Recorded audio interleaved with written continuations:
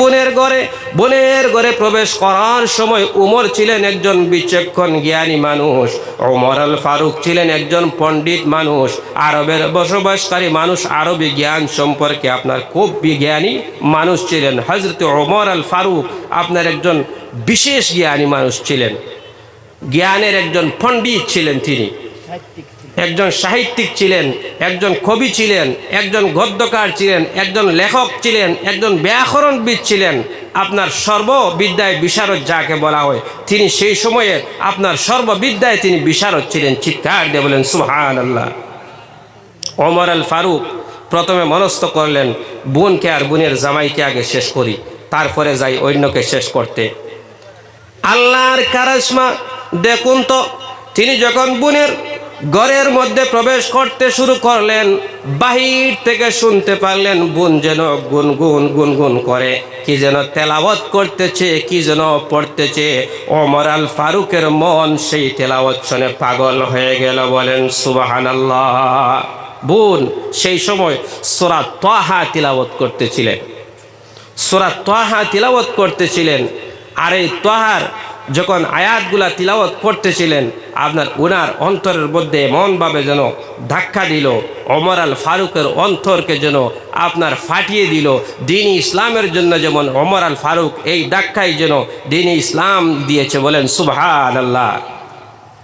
বোন যখন দেখলেন ওমর আল ফারুক আমার ঘরে, কোরআন শরীফ কোথায় লুকিয়ে রাখবো, কোথায় রাখবো? ওমর আল ফারুক যদি দেখে আমার ঘরে কোরআন তেলাওয়াত হচ্ছে, আমার হাতের মধ্যে কোরআনুল কারীম, তাহলে আমার কি অবস্থা করবে?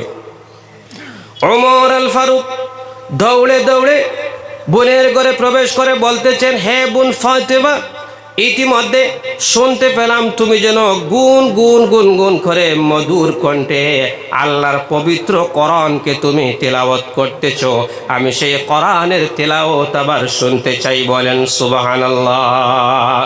বোন কেঁদে কেঁদে বলতেছেন, আসলে বয়ে বলতেছেন, তিনি বুঝতে পেরেছেন হযরত ওমর আল ফারুক যদি সেই কথা জানতে পারেন, বুঝতে পারেন, তাহলে আমাকে তিনি শেষ করে দিবেন। হযরত ওমর আল ফারুক রাদিয়াল্লাহু তাআলা আনহুকে তিনি বলতেছেন, আমি কোনো কিছুই তিলাওয়াত করি নাই। তিনি বয়ে বয়ে বলতেছেন, আমি তো কোনো কিছু তিলাওয়াত করতেছি না, আমি কোনো কিছু পাঠ করতেছি না, আপনি কি বলেন? তিনি বলতেছেন, তুমি আল্লাহর কোরআন তিলাওয়াত করেছো, নারায়ে তাকবীর, নারায়ে তাকবীর। তুমি বুকে জড়িয়ে ধরে বলেন সুবহানাল্লাহ। ওমর আল ফারুক রাদিয়াল্লাহু তাআলা আনহু আপনার ওযু করলেন, হাত পা সব কিছু সুন্দরভাবে ধৌত করলেন, আল্লাহর কোরআনকে বুকে জড়িয়ে জমা খেতে খেতে আর বাহুতে তরবারি নিয়ে আপনার আল্লাহ রাসূলের হুজরা মুবারকের মধ্যে পৌঁছলেন। আল্লাহ রাসূলের হুজরা মুবারকের মধ্যে পৌঁছার পরে তিনি দরওয়াজায় গিয়ে নক করলেন। দরওয়াজায় গিয়ে নক করার সঙ্গে সঙ্গে সাইয়্যিদুশ শুহাদা হযরতে আমির হামজা রাদিয়াল্লাহু তাআলা আনহু সেখানে উপস্থিত ছিলেন। তিনি ছিলেন একজন বীর বিক্রম। তিনি বলতেছেন, ইয়া রাসূলুল্লাহ, ইয়া হাবিবাল্লাহ, বাইরে দেখতে পাচ্ছি ওমর আল ফারুক দাঁড়িয়ে আছেন। ইয়া রাসূলুল্লাহ, ইয়া হাবিবাল্লাহ, রাহমাতাল লিল আলামিন নবী গো, আপনি যদি অর্ডার করেন, আপনি যদি পারমিশন দেন, তাহলে হযরতে ওমর আল ফারুককে জনমের মতো জমিন থেকে আমি চিরতরে শেষ করে দিতে চাই। আল্লাহর নবী রাহমাতাল লিল আলামিন নবী বলতেছেন, ইসলাম সেটা বলে নাই, আমি তোমাকে সেটা বলতে পারবো না। যদি ওমর আল ফারুক কোনো নেক উদ্দেশ্যে যদি সেখানে আসেন, কোনো মহৎ উদ্দেশ্যে যদি আসেন, তাহলে তো ভালো, আর যদি কোনো খারাপ উদ্দেশ্যে আসেন, তাহলে তার প্রতিরোধ গড়ার ব্যবস্থা আমরা নিব। হযরত ওমর আল ফারুক দরওয়াজার বাইরে, হুজরা মুবারকের দরওয়াজার বাইরে এতক্ষণে পাগলের মতো হয়ে গিয়েছেন, আর চিল্লাইয়া চিল্লাইয়া চিল্লাইয়া বলতেছেন, ইয়া রাসূলুল্লাহ, ইয়া হাবিবাল্লাহ, রাহমাতাল লিল আলামিন নবী গো, আপনাদের দরজা একটা খুলুন। আমি আর সেই ওমর নয়, আমি সেই দারুন নাদওয়ার ওমর নয়। আজকে আমি মুসলমান হয়ে গিয়েছি, ইতিমধ্যে আমি আল্লাহর কোরআনকে বুকে জড়িয়ে নিয়ে কলেমা পড়ে আপনার দরবারে উপস্থিত হয়েছি। ইয়া রাসূলুল্লাহ, আমি ওমরের শুধুমাত্র শেষ ইচ্ছা হলো আমি একটাবার আপনার কদম মুবারকে জড়িয়ে ধরে বলতে চাই লা ইলাহা ইল্লাল্লাহু মুহাম্মাদুর রাসূলুল্লাহ সাল্লাল্লাহু আলাইহি ওয়াসাল্লাম।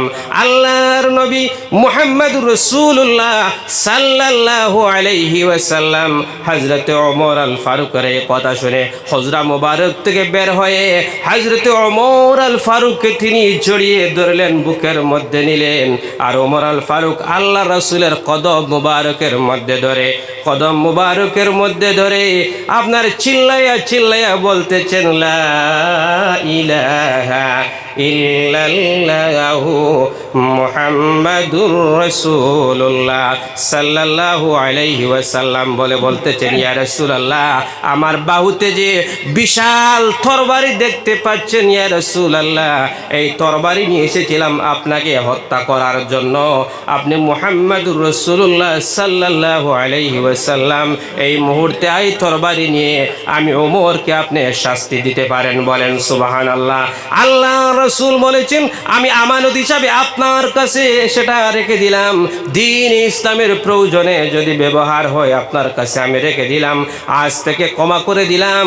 আর আমিও বলে দিলাম আমার আল্লাহ আপনার জীবনের সমস্ত গুনাহগুলোকে, পূর্ববর্তী জীবনের সমস্ত গুনাহগুলোকে আমার আল্লাহ রব্বুল আলামিন মাফ করে দিয়েছে। বলেন সুবহানাল্লাহ। এজন্য কোনো মানুষ যখন কোনো অমুসলিম যখন কলেমা পড়ে মুসলমান হয়ে যায়, তার আগের জীবনের সমস্ত যত গুনাহ থাকুক না কেন, কলেমা পড়ার কারণে আমার আল্লাহ রব্বুল আলামিন তার জীবনের গুনাহগুলোকে মাফ করে দেন। বলেন সুবহানাল্লাহ। আমার ভাইয়েরা, আমার বন্ধুরা, আমি আর বেয়াদবি মনে করছি, আমি আমার বক্তব্য আর দীর্ঘায়িত না করে আমার বক্তব্য আমি এখানেই সমাপ্ত করছি। ওয়ামা আলাইনা ইল্লাল বালাগ ওয়া আখিরু দাওয়ানা আলহামদুলিল্লাহি রাব্বিল আলামিন। আপনারা ইনশাআল্লাহ মাহফিল বর্তমানে ফুল, সামনে কিছু ফাঁকা রয়েছে, এই ফাঁকগুলো আপনারা, এখানে একটা ফাঁক রয়েছে, এখানে একটা ফাঁক রয়েছে, আপনারা একটু ফাঁকাগুলো মেরে দেন, তাহলে পিছনে যারা আসতেছেন তারা বসার সুযোগ পাবে। আপনারা অনুগ্রহ করে মেহেরবানি করে আপনারা একটু সামনের দিকে চলে আসুন। এই সামান্য মহফিল একদম ইনশাআল্লাহ আলহামদুলিল্লাহ মসজিদ একদম ফুল, মহফিলে আর প্রায় জায়গা নাই বললেই চলে। এই যে ফাঁকগুলা রয়েছে এগুলা যদি আপনারা পরিপূর্ণ করে দেন তাহলে পিছন থেকে যারা আসতেছেন তারা বসার সুযোগ পাবে। আমরা তাদেরকে বসার সুযোগ করে দেই, আপনারা আরও একটু সামনের দিকে আসুন।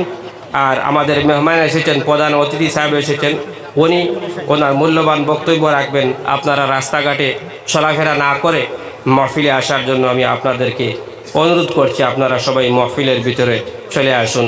ওয়ামা আলাই।